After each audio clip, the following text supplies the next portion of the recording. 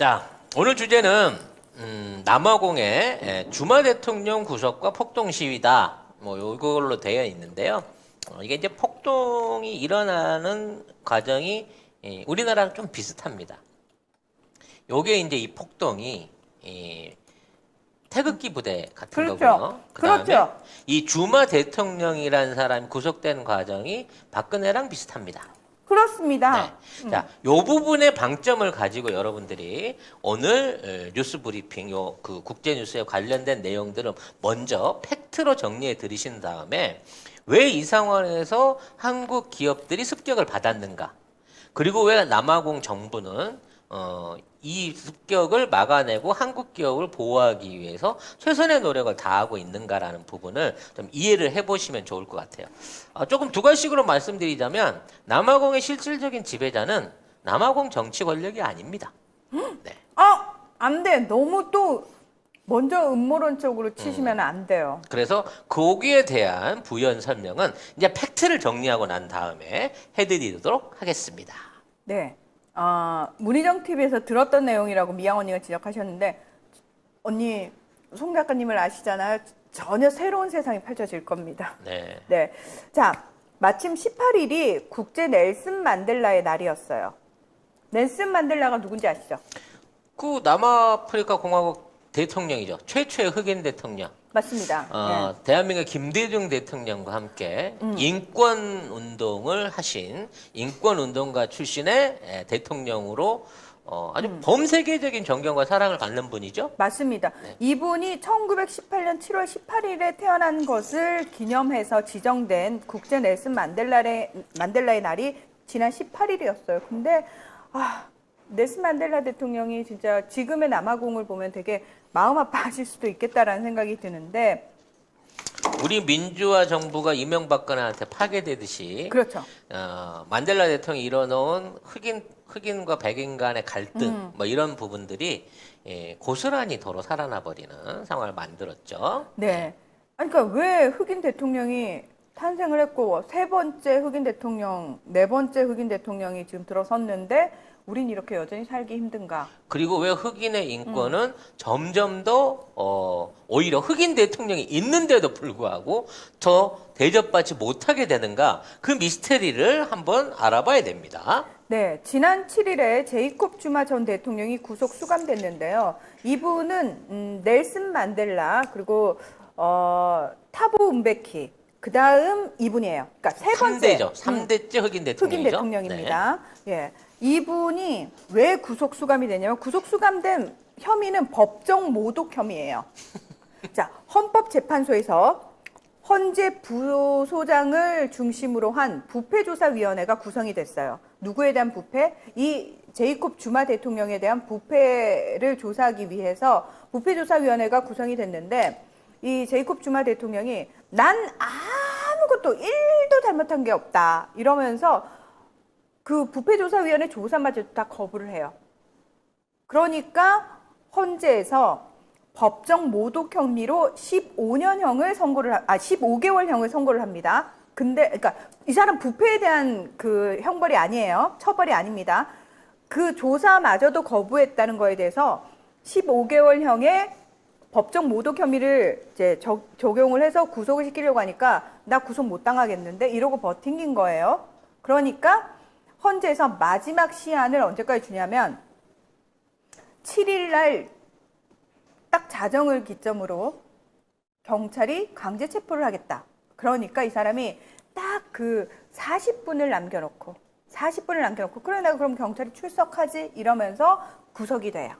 9시 반에 영장 치는 놈이랑 전 반대 스킬이네요. 그렇죠. 네. 자, 이 사람은 사실은 본인이 대통령 재임을 언제부터 언제까지 했냐면 2009년부터 2018년까지 했어요. 본인 임기를 다 채우지도 않았습니다. 왜 다 못 채웠냐? 사임했어요, 중간에. 탄핵시킨다 그랬거든. 그렇죠. 너 탄핵시켜서 끌려내려올래? 아니면 네 발로 조용히 사퇴를 할래? 사임을 했기 때문에 요 기간 동안 본인이 무려 그 당시에, 그러니까 대통령 재임 시에 제기된 혐의가 몇 개냐면 18개 제목에 773건. 비리가 773건이에요. 네, 그러니까 이건 대통령 재임 시절의 얘기가 나온 거예요, 이미. 네. 그래서 지금 반부패 조사위원회에서는 16개 혐의를 조사 중에 있는데 이분이 굉장히 파란만장합니다. 이분도 아프리카 민족회의라고 해서 ANC라고 해서 지금 집권 여당을 하고 있는 남아공의 집권 여당이 있는데 이제 원래는 정당이 아니었어요. 원래는 넬슨 만델라 대통령처럼 똑같이 이제 인권 운동을 하던 인권 단체였어요. 넬슨 만델라 대통령도 여기 소속이었고, 근데 이 사람도 제이콥 주마 대통령도 여기에 처음에 10대 때부터 관여를 해요. 인권 운동을 합니다. 그래서 중간중간 이 사람 감옥도 갔다 와요. 그래서 나름 인지도가 있는 정치인이 돼요. 근데 문제는 뭐다? 자, 1990년대부터 흑인들에 대한 어떤 차별 정책이 공식적으로 폐지가 되면서 넬슨 만델라 나오고 이제 흑인 대통령의 시대, 그리고 이제 남아공은 원래 흑인 비율이 많았으니까 흑인들이 정권을 잡아야 돼, 이런 분위기가 막 타면서 이 흑인 정치인들에 대한 검은 유혹이 1990년대부터 시작이 됩니다. 이게 여기서 이제 중간 사이즈를 드리자면, 자, 그동안 투표권이 없을 때만 하더라도 흑인 대통령이 나올 수가 없었는데, 이제는 흑인 대통령이 나올 수밖에 없기 때문에 기존에 있는 기득권 애들이 매수를 하기 시작한 거예요. 그렇죠. 대선 네. 후보를. 네. 근데 이 줄루 대통령은 주마 대통령. 주마 대통령은 줄루족이라고. 네, 줄루족. 그 지역에 가장 많은 인구를 포함하고 있는 부족 출신이야. 그러니까 남아프리카 공화국의 제일 많은 숫자를 차지하고 있는 종족이 줄루족. 그 다음으로 코사족이 있거든요. 쉽게 말해서 TK야. TK 출신인 거지. 그래서 이 사람이 흑인 대통령이 될 공산이 높았기 때문에 사전에 매수가 된 상태에서 선거가 일어났고, 그래서 당선이 되자마자 돈값을 하기 시작한 거죠. 그렇습니다. 자, 근데 우리가 아는 넬슨 만델라 대통령하고 그 다음 타보 은베키 대통령은 코사족이에요. 근데 이분이 줄루족으로 처음 대통령이 된 거예요. 그렇죠. 그러니까 줄루족의 기대를 한 몸에 받고 있는 그런 분입니다. 그래서 사실은 그래서 대구를 데프리카라 그러나? 비슷해서? 헐, 예. 하여튼 머릿수로 밀어붙여가지고 대통령이 됐고, 올라가자마자 온갖 비리와 독직을 다 저질렀습니다만. 근데 이 사람이 그전 대통령 시절에, 운베키 대통령 시절에 부통령을 했거든요. 1999년에 부통령을 했는데, 부통령에서도 막판에 해임을 당해요. 왜 해임을 당했냐면 이 사람의 재정 고문이 뇌물 혐의로 걸려 들어갔어. 애초부터 싹수가 있던 놈이었는데, 그렇죠. 자, 그때 혐의는 그때는 재정 담당이 한 거고, 그렇죠. 나는 안 그럴 거예요, 여러분. 그래서 데프리카 줄루족들의 어떤 열렬한 지지를 받아 당선이 됐는데, 아니나 달러 역시나 새는 바가지였던 거고, 그래서 나중에 탄핵 직전에 그만뒀고. 왜 그만뒀냐면 ANC에서 더 이상 이 주마 대통령을 안고 있는 게, 왜냐면 이 ANC의 지지율이 떨어지고 있었어요. 그래서 의석수도 많이 줄어드는 상황에서 아이씨, 주마를 안고 가다가는 우리가 선거에서 패배할 수도 있겠는데라는 위기감이 든 거예요. 다음 대선 때 정권을 지키기 위해서 내부 손절을 한 거지. 그렇죠. 당 입장에서 그렇습니다. 탈당시키면서 쉽게 말해 사임을 시킨 건데, 아마 그 과정에 그래 구속은 안 시킬 거지라는 약속이 있었는데 아마 그걸 못 지키게 된 것 같아. 새 대통령이 들어서면서. 근데 지킬 수가 없었던 게 뭐냐면은 이미 재임 기간 동안 의회가 9번이나 탄핵 시도를 해요. 그러니까 이 사람 테플론이라는 별명이 있어요. 안 끊어져? 테플론이야? 테프론이야? 정치 생명이? 네. 그래서 어찌 됐거나 지금 연금 상태는 있어요. 근데 그 9번이 사실 탄핵을 안 당했던 이유는 뭐냐면 집권당, 그러니까 ANC에서 안 버려졌기 때문에 그게 가능한 거였지. 그러니까 9번을 연속으로 요구하는 야당이나 국민들의 요구도 대단했으니까 그만큼 갔겠죠. 그러니까 이 사람이 저지른 범죄를 제가 그냥 알려드릴게요. 어떤 건지. 예.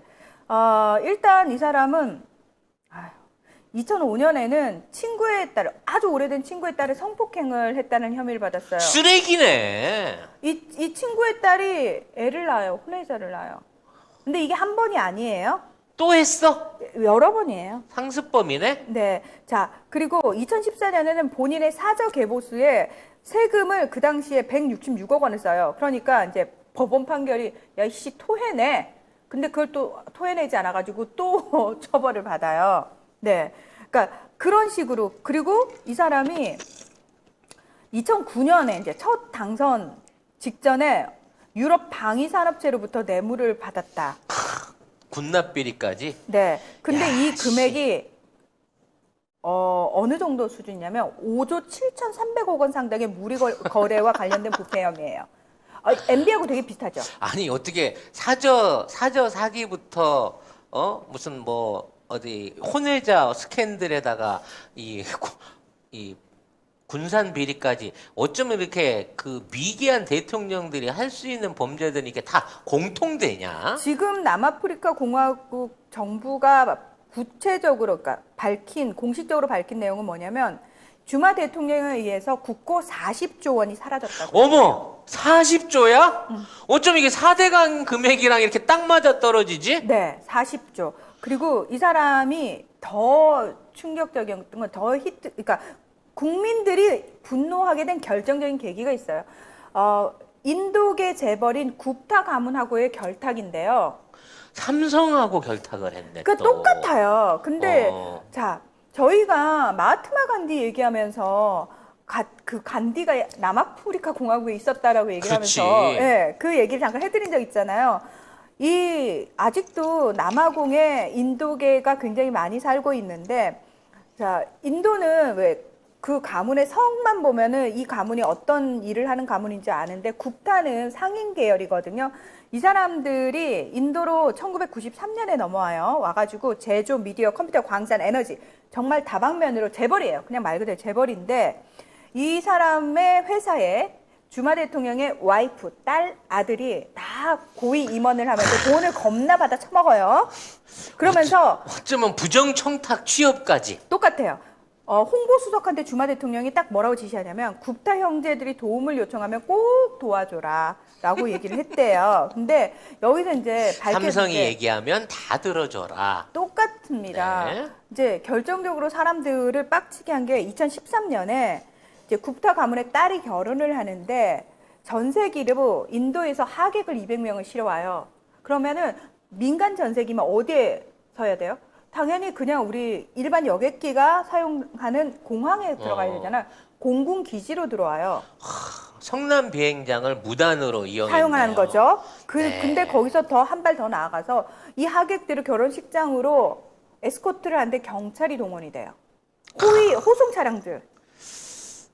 어떤 참얼고 서울역 플랫폼에 들어갔던 미친 새끼가 생각이 똑같죠. 나네요. 네. 그러니까 그거에 사람들이 더 빡치고 2016년에는 재무차관이 폭로를 뭐라고 했냐면 굽타 형제 중에 한 명이 나한테 와서 너 재무장관직을 수락하면 500억 원을 주겠다라고 회유를 했대요. 이게 무슨 의미냐면 이렇게 장관부터 공기업 중요한 자리에 장들은 다 굽타 가문의 입맛에 맞는 사람들로 쫙 앉히기 위해서 돈을 겁나 뿌렸다는 거예요. 굽타 장학생이네. 그렇죠. 아.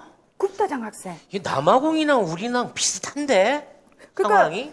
이게 남아공 얘기인데 왜 비슷하지? 수법이 다 똑같네? 예. 자, 문제는, 이렇게 이제 구속돼 있는 이 사람이 진상조사를 받아야 되는데, 네. 자, 이게 정치적인 모략이다. 그렇습니다. 난 정치 정치 희생이야. 보복이다라고 얘기하면서 나 거부를 하고 있고, 박근혜 얘기인가요? 아니, 이 대통령이, 주마 얘기죠? 주마가, 예, 똑같네요. 이 주마 대통령을 지지한다고 줄루족들이 모여가지고, 네. 폭동을 하고 있는 거죠, 데프리카에서. 맞습니다. 네. 그러니까 주마 대통령의 사저 근처를 지키고, 자꾸 비슷하네 오버랩되는 지키고 있었어요. 줄루족이 못 데려간다, 날 잡아가라 이러면서 넌 필요 없고 주마를 잡아가겠다 이랬더니 거기서도 막 시위를 벌였는데 아니나 다를까 바로 이제 교정센터에 수감이 되자마자 이 줄루족들이 나와서 제가 폭동이라고 붙인 이유가 있어요. 그러니까 평화 시위가 아니에요. 이 사람들이 약탈 방화를 저지르는데 이 과정에서 더반에 있는 LG, 우리나라 LG 기업의 공장 다 털렸고요. 삼성 창고도 다 털렸습니다.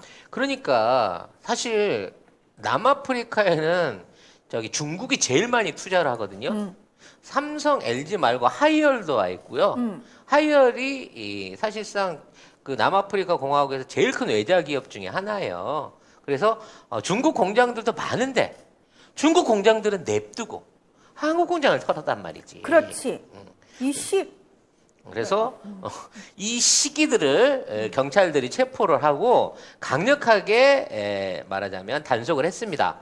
그러면서 이 내부에 한국 기업에 대한 이와 같은 꼭 집어서 하는 쪽집게 테러에 배후가 있는 게 아니냐라는 의심을 사고 있다는 거죠. 오, 저는 그렇게 콕 집어서 누군가 시켰을 거라 생각을 못 했는데. 꼭 집어서. 왜냐면 어차피 약탈하러 가면서 응. 왜 바깥쪽에 있는 큰 공장을 놔두고 왜 안쪽까지 들어가가지고 한국 기업 공장만 털어가냐 이거지. 근데 이게 지금 그러니까 폭동이 일어났던 곳이 줄루족이 살고 있는, 그러니까 줄루족이 주로 모여서 살고 있는 대도시 중심에, 그러니까 몇 개에서만 일어났거든요. 그리고 이제 사실 이게 지금 거의 다 진압이 됐습니다. 다 진압이 된 상태고, 이제 치안을 위해서 군인 10,000명이 풀렸어요. 예, 군대를 동원해가지고 일찌감치 다. 왜냐하면 이 부분도 사실은 남아공 정부에서는 예상을 하고 있었어요. 줄루족 입장에서 가만히 있지 않을 것이고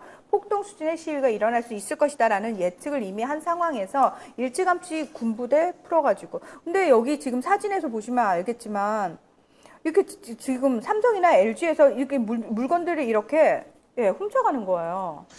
그게 이제 여기까지가 이제 팩트인 겁니다. 그래서 네. 남아공 정부는 공권력을 동원해 갖고 이와 같은 약탈 행위를 막고 재발 방지를 하겠다고 얘기를 하고 있어요. 근데 중국 기업 안 털리고 우리 기업만 털린 거에 대한 뒷얘기들이 좀 있습니다. 많은 분들은 품질 차이 아니냐. 한국 거 털어서 비싸게 팔 수 있다. 아, 그런가? 약탈할 때도 얘네들이 품질 봐가면서 약탈을 했을까? 근데 지금 이제 중국이 아프리카에 오래 투자한 거는 이제 너무 많은 그 사연들이 있는 거고요. 중국이 이 아프리카에만 한 1만 개 정도의 기업들이 있고 그 중에 가장 많은 기업들이 있는 게 이 남아공이에요. 왜냐하면 아프리카 전체 대륙에서요. 경제적으로 그나마 가장 안정돼 있고 앞서가 있는 시스템이 남아공밖에 없어서 그래요. 그래서 약 1,000개 가까운 중국 기업들이 남아공에 존재를 하고요. 가장 큰 하이얼 같은 경우에는 연간 40만 대 이상의 냉장고 TV를 생산하고 그다음에 자동차도 생산하는 FAW라고 하는 자동차 회사도 있고 그래서 실제적으로 그 남아공에 있는 경제를 굉장히 중추적으로 끌어가고 있어요. 2000년도부터. 그리고 이제 그와 관련해서 남아공에서는 가장 대표적인 게 소고기, 아프리카는 소고기나 자원 같은 것들을 많이 이제 수출을 중국 쪽으로 갖고 가고 있습니다만 사실상 물류거리가 멀기 때문에 거의 이제 중국하고 남아프리카 교육은 일방적으로 남아공에 유리한 현상인 거예요. 그래서 중국보다는 좀 거리가 가까운 인도 기업들이 오히려 중국하고 같이 협업을 통해 가지고 이 안에서 이제 일종의 경제권을 분할하고 있고요. 한국과 LG가 거기 들어간 건 아프리카 진출에 아까도 말했지만 가장 중심지가 남아공이기 때문에 그렇죠. 북쪽에는 이집트, 남쪽엔 남아공이기 때문에 이쪽에다가 들었다가 이번에 이제 한 된서리를 맞은 겁니다. 근데 지금 있는 상황에서 한국 기업이 목표가 된 거는 의외로 다른 정치적인 목적이 있다고 하는 해석들이 많아요. 쉽게 말해서 지금 있는 전 대통령을 정치적으로 공략하는 과정 중에 한국의 촛불 민주화 시위가 일종의 교본이 되고 있다는 거죠. 그러니까 한국에서도 이런 대통령이 있었고 그걸 시민들이 나서 갖고 이렇게 처벌을 했고 처벌을 받고 있고 그리고 그에 관련된 유착과 관련된 사람들이 처벌받고 있다. 즉 한국의 사법 모델이 남아공에 있는 지금 부패를 개선하는 모델이다라고 보고 있다는 거예요. 그래서 줄루족 입장에서는 한국 미워해요?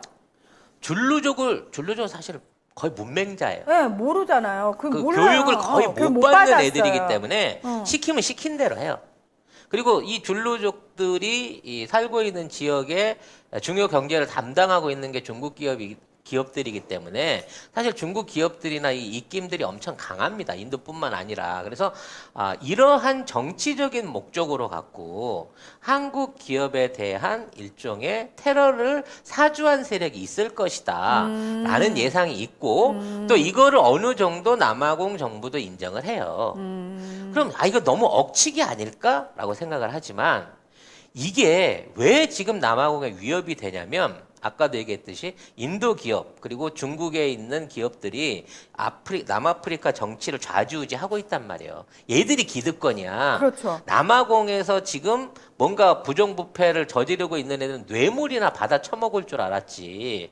얘네들이 직접적으로 남아공 경제를 좌지우지할 아무런 힘이 없어요. 그러니까 그 남아공의 경제를 좌지우지하는 건 사실 흑인 대통령이 들어섰어도 그 이전의 외계인들 하에서 그 형성된 그 경제 시스템에서 큰 변화가 없다라는 거죠. 여기서 결정적인 게 뭐냐면 애초에 남아공은 영국에서 이주한 청교도들이나 네덜란드. 그러니까 네덜란드. 저희가 이제 멤버십 방송을 보신 분들 이해가 좀 빠르실 텐데 위그노라고 프랑스 혁명 프랑스, 이전에 프랑스 안에 있다가 이제 어떤 왕정에 대한 프랑스에서 세력을 키우고 있던 소상공인 그룹들 중에 그때 당시에 프랑스에서 쫓겨난 애들이 전 세계로 이렇게 흩어져서 나갔는데 그게 이제 영국, 네덜란드, 스위스 이런 데로 갔단 말이에요. 그 위구노 세력들 중에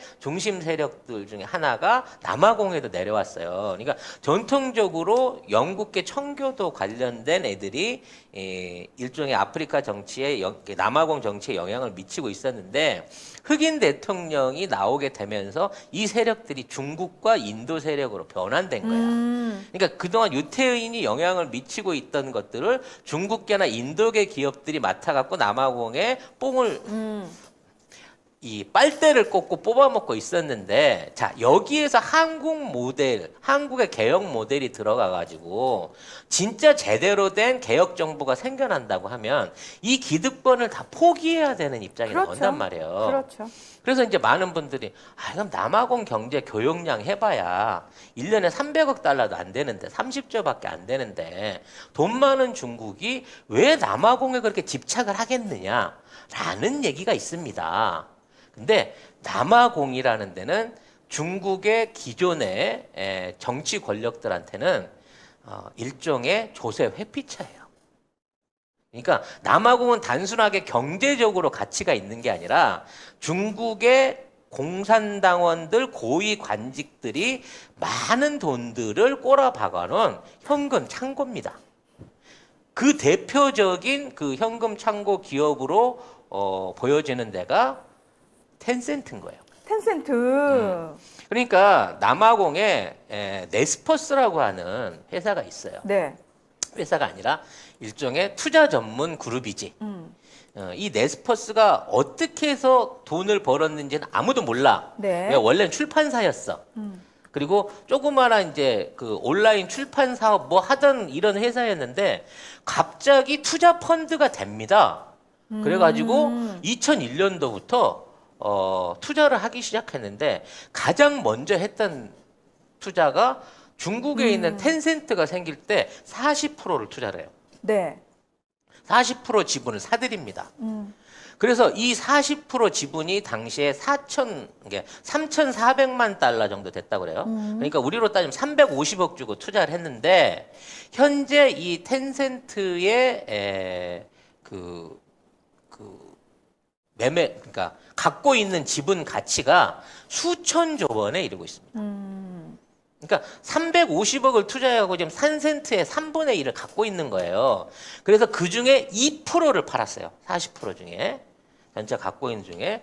이 40% 중에 2%를 받아서 땡긴 돈이 20조 원이, 아니 10조 원입니다. 100억 달러의 차익을 챙긴 거예요. 딱 20년 만에. 그리고 앞으로 나머지 31% 지분, 요 가격대로만 따진다고 치면 이게 1,500조 원, 아니죠. 150조 원 이상의 돈 가치를 환산하고 있는 겁니다. 이것뿐이 아니에요. 이거 이외에 이 네스퍼스라고 하는 그 회사는 그 음식 배달 옆에 딜리버리 히어로라고 하는 그 딜리버리 히어로라고 하는 우리로 말하면 여기오 같은 그 그룹이 있어요. 이게 유럽에 있는 그룹을 인수한 거고 네. 이게 실제적으로 지금 이번에 우리나라에 들어와서 배달의 민족을 인수한 그 자본입니다. 자본. 네. 그러니까 저희가 남아공 자본 네. 얘기했었죠. 그래서 이 얘네들이 세계 배달 시장의 40~50% 가까운 그 서비스를 제공한 딜리버리 히어로를 소유하고 있고요. 이걸 또 미국 전자상거래 업체 그 네꼬라고 하는 회사도 인수를 하고 있고 러시아의 소셜 미디어 그룹 메일리 그룹 등등 이런 IT와 관련한 그 최신 그 중국이 투자했던 중요 사업들 중에 어마어마한 지분들을 갖고 있어서 얘네들의 총 자산이 얼마인지를 몰라요. 근데 남아공 자체에서도 이 자본이 누구 자본인지 몰라. 그냥 이 사람 최대 주주는 쿠스베커라는 백인으로 나와 있어요. 근데 명목상의 주인은 이 사람이지만 이 사람이 어디서 이 돈을 땡겨 왔는지 그리고 왜 이렇게 공격적인 투자 당시에는 별 눈에 띄지 않는 이와 같은 투자를 진행한 건지 그리고 왜 이 투자를 하는 과정 중에 손정희의 그림자 또는 중국 자본의 그림자들이 늘 거기에 언뜻언뜻 비치는지 알 수가 없다는 거지. 그래서 이 네스퍼스라고 하는 이 법인 펀드가 쥐고 있는 돈들이 사실상 공산당 그 당시 2000년도면 장점인 계열이겠죠. 네. 후진타오 오기도 전이니까 장점인 계열의 핵심 자금들을 쥐고 있는 거고 그렇기 때문에 여기가 그만큼 중국 입장에서는 아킬레스건 같은데요. 아. 그렇기 때문에 근데 사실 이 네스포스는 워낙 오래된 회사예요, 남아공에서. 2001년도부터 유지가 된 회사였어요. 아니. 그 이전에 만든. 그 이전에는 그 서점이었다니까. 온라인 서점이었다니까. 그러니까 얘네들이 이만한 돈을 운영할 수 갑자기, 있는 이런 회사가 아니었어. 서점이 남아공에서 장사를 어떻게 하면 수백억 달러씩을 투자할 수 있는 회사가 되냐고. 아니, 될 수도 있지. 지금 되는 걸 보여줬잖아요. 예. 뭐 그렇게 생각합시다. 있지. 근데 아무튼 그래서 세계에서 진짜 유망한 펀드 투자 회사가 돼서 앞으로 이 회사가 상장하고 키워나갈 부분이 또 어마무시해요. 갖고 있는 자산도 엄청나고. 그래서 이게 사실상 중국 공산당의 핵심 자본주의일 가능성이 높기 때문에 이거를 노출시키지 않고 이걸 안전하게 보호하기 위해서라도 남아공의 민주화가 돼서는 안 된다는 거고 얘들이 판단할 때 제일 위험한 게 남아공에 있는 정치 세력들이 대한민국의 촛불 시민들 박근혜 탄핵에 관련한 그와 같은 모델의 정치 개혁을 하는 게 매우 기분 나쁘다는 거지. 아이고. 그래서 한국 기업에 대한 테러가 저질러졌을 거다라고 하는 분석을 하고 있는 사람들이 많다는 겁니다. 근데 이게 되게 안타까운 게 뭐냐면 공식적으로는 분명히 아파르테이트, 그 인종차별 정책이 폐지가 된 게 맞거든요. 근데 그때 이제 했던 것 중에 흑인들에 대한 교육을 안 했어요. 그러니까 흑인 인구가 거의 대다수인데 흑인들은 교육으로부터 철저하게 소외가 됐었거든요. 문제는 뭐다? 그게 지금은 공식적으로 그게 없어졌음에도 불구하고 일단 아직 살아있는 부모 세대가 문맹의 거의 대부분이 그러다 보니까 지금 형성되어 있는 수많은 인프라를 변함없이 거의 그 백인들이 사용을 자기들만의 어떤 전유물이 된 거예요. 그 기득권층이 크게 달라지지 않았다는 거예요. 여전히 흑인들은 못 살고 여전히 흑인들은 많은 것들로부터 소외가 돼 있다라는 거예요. 그렇기 때문에 사실은 지금 걱정을 한다고 말씀을 하셨습니다만 이들이 그 우리나라의 촛불 집회 같은 소위 말해서 평화로운 시위를 통해서 정치를 바꿔내고 정권을 바꿀 수 있을 정도까지 수준까지 오려면은 그렇죠. 쉽지 않아요. 지금의 시민 의식으로는 지금의 상황을 불가능해요. 뒤엎을 수 없는데 네. 이런 거지. 스스로 피 흘려가면서 오랫동안 투쟁하고 이렇게 성장해 나오는 게 보다 야 우리는 한국이 롤모델이네. 그럼 문재인 정부의 개혁 같은 거를 가야 되겠네. 이명박근혜 같은 세력들은 반드시 단죄하고 법적 처벌 받게 하고 거기에 관련된 부당 수익과 거기에 연관되어 있는 공직자들 처벌해야 되겠네 라는 모델을 해버리면 이게 순식간에 갈 수도 있다는 거지. 그게 싫은 거야.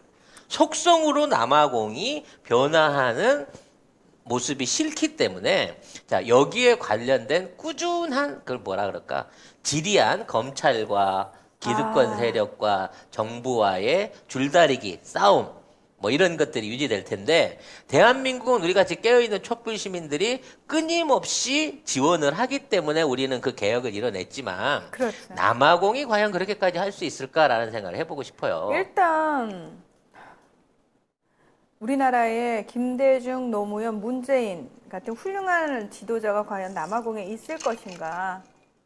그렇죠. 예, 일단 첫 번째가 그거고, 그리고 그 사이사이에 그런 지도자들 사이사이에 실제로 시민 의식 자체가 굉장히 성숙해지는 계기가 됐던 게 정말 피를 먹고 자란 민주주의잖아요, 우리나라는.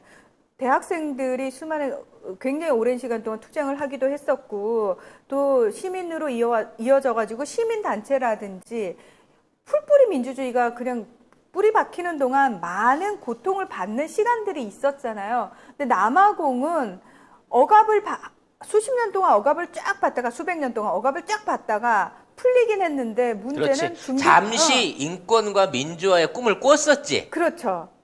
근데 중요한 건 그럼 이때부터 다지기가 들어가 있는데 우리처럼 풀뿌리 민주주의가 그러니까 말 그대로 민주주의가 밑바닥부터 쫙 퍼져가지고 이게 다져지는 시간 부딪히는 시간들이 있었어야 되는데 그 시간이 없다라는 거예요. 지금 상황에서는. 그리고 거기에 가장 큰 문제는 일단 기득권 세력이 전혀 변화하지 않았다는 거. 여전히 기득권이라는 거. 수백 년간 기득권을 누렸던 사람들은 여전히 시대가 변해도 기득권이라는 부분과 더불어서 그런 지도자가 아직 그렇지. 나타나지 않았다는 연이어 거. 이어지지 못한 거예요. 그렇죠.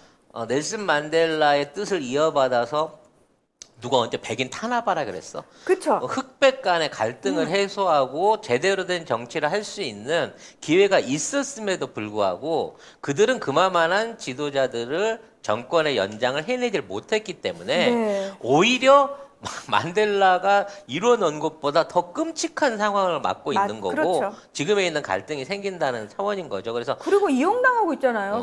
국민들이 이용당하고 있는 거잖아요. 그러니까 우리가 혹시나라도 한 번쯤은 저쪽에 넘겨줘봐도 괜찮지 않을까? 절대 괜찮지 않아요. Oh no, oh no. 저들의 목적은 더 악랄해지고 저들이 또다시 우리 지금 민주정권을 무너뜨리고 그 보수정권 기득권의 그 이런 미친 정권이 적폐 정권을 만들어낸다면 과거에보다 더 끔찍하고 더 악랄한 짓거리로 민중을 짓밟고 이러한 개혁을 못 이루게끔 바로 퇴행을 한다는 거예요. 그렇기 때문에 네. 이 정치의 어떤 중요성이 국가를 어떻게 바꿔놓을 수 있는가라는 어떤 타산지석을 남아공을 통해서 배워야 된다는 거죠.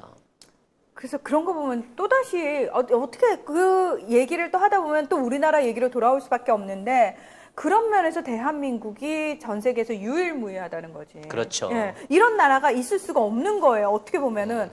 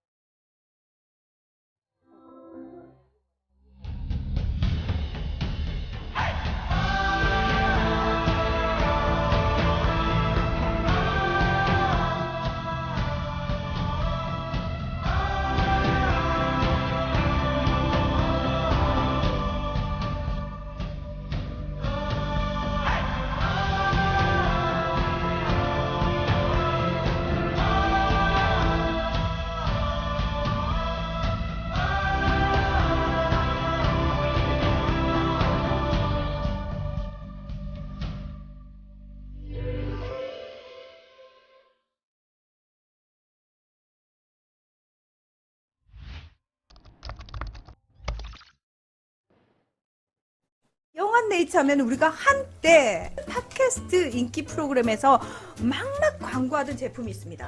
마카산삼을 엄청나게 광고를 했고요.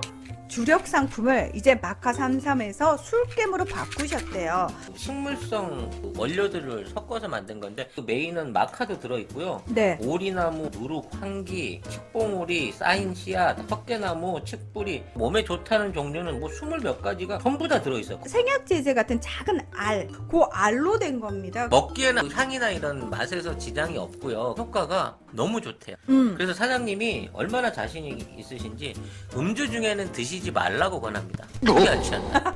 이제 송작가 TV 몰 안에 입점을 해서 영한네이처에 접속하지 않으셔도 송작가 TV에서 직접 구매를 할 수 있는데요. 한 박스 5개 들어있는 게 16,500원입니다. 두 박스가 33,000원. 네. 그리고 세 박스가 49,500원. 요때부터는 무료 배송입니다. 저희 송작가 TV몰에서 이제 영한네이처 제품 전체를 판매를 하고 있고요. 특별히 마카 산삼을 비롯해서 술깨 이외의 나머지 제품들은 10,000원 추가 할인을 해서 팔고 있습니다. 그러면 좀 더 싸게 살 수 있게. 그 가격은 송작가 TV 몰에서만. 그렇죠. 송작가 TV몰에서만 할 수 있는 가격대로 해서 네. 공급을 하고 있고요. 많이 찾아주시고요. 필요하신 거 주문 주시면 저희가 AS도 직접 저희 그 채널을 통해서 정보해드리고 있으니까 더 많은 성원 부탁드리도록 하겠습니다. 술겜만 있으면 그래도 최소한 술에 질 일은 없습니다. 답사봐. 답사보시고 효능이 좀 없는 것 같다. 그럼 송작가한테 항의를 하세요.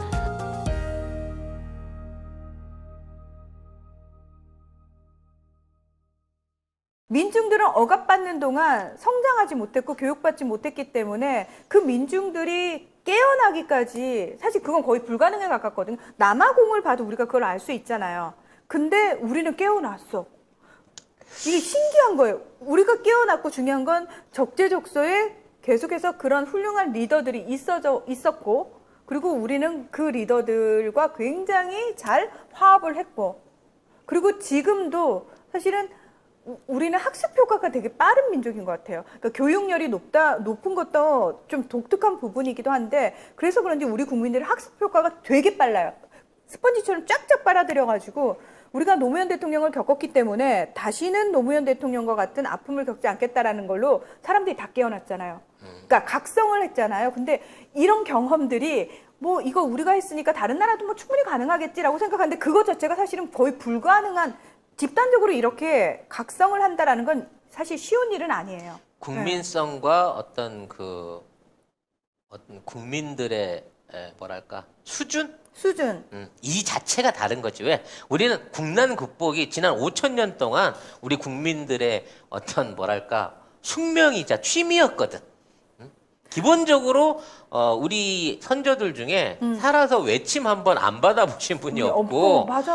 밀란 한번 안 겪어보신 분이 없을 정도로 그렇게 다이나믹한 갈등의 시대를 살아가면서 우리가 살아남았거든. 왜? 그 노하우를 알고 있어. 민중이 움직여야 한다는 거. 우리 스스로 나라를 지켜야 된다는 거를 우리가 다 잘 알고 있다는 거예요. 네. 나나님이 아니 태극기 모독부대가 일베도 있습니다. 당연하죠. 그건 뭐 어느 나라에나 있어요. 유럽에는 없을 것 같아요. 100년 전에도 있었고 5,000년 전에도 있었을 겁니다. 항상 있었고 중요한 건 그 숫자가 많고 적음의 문제거든요. 태극기 모독부대가 일베가 만약에 국민 대다수라고 그러면은 우린 텄어요. 이미 틀린 거죠. 예. 네. 희망이 없어요. 근데 너무나 다행스럽게도 그들은 그나마 아직도 소수라는 겁니다. 기들은 지네가 더 많은 숫자를 차지하고 있고 지네가 여론을 통해서 자기들이 더 많이 할 수 있다고 하는데요. 많은 세력이라고 얘기하는데 막상 툭 까놓고 보면 결과가 다른 거거든요. 그럼요. 우리가 포기하지 않고 지치지 않고 우리 의지와 우리의 어떤 그 지금의 깨시민으로서의 역할에 충실하게 되면요. 절대 못 흔듭니다. 네. 최소한 송작가 TV 방송을 듣고 계신 여러분들은 흔들리지 않잖아. 당연하지. 네, 어떠한 상황에서도 흔들리지 않는 깨시민인 여러분들과 함께 할 수 있어서 너무 기뻤습니다. 자, 오늘 방송 여기서 정리하고요. 네. 아니 어쨌든 남아공에도 이명박근혜 같은 애들이 똑같은 짓을 하더라. 그리고 예. 이명박근혜는 걔네들이 만든 게 아니잖아요. 기득권 애들이 매진한 매수하고 거지. 걔들을 조정해서 만든 겁니다. 아, 네. 우리도 지금 그렇게 조종당하는 애들 때문에 골치가 아프잖아요. 그래서 이번 기회에 제대로 개혁해야 됩니다. 뽑아내야 돼. 네, 제대로. 네. 잔뿌리까지 싹 불사질러 버려야 돼. 그러면 한 30년은 잠잠할 겁니다. 근데 그 뿌리에서 또 나. 또 다시 독초는 생겨나겠죠. 더 악질적인 독초는 생겨나겠지만 그래도 그 뿌리가 커져서 해악을 일으키기 전에 뽑아낼 능력이 우리들의 힘에 있고 우리들의 단결에 있다는 점을 우리는 있어요. 네, 우리는 그걸 가지고 있는 민족이라는 점을 참 다행이고 자랑스럽게 생각해야 될 것 같습니다.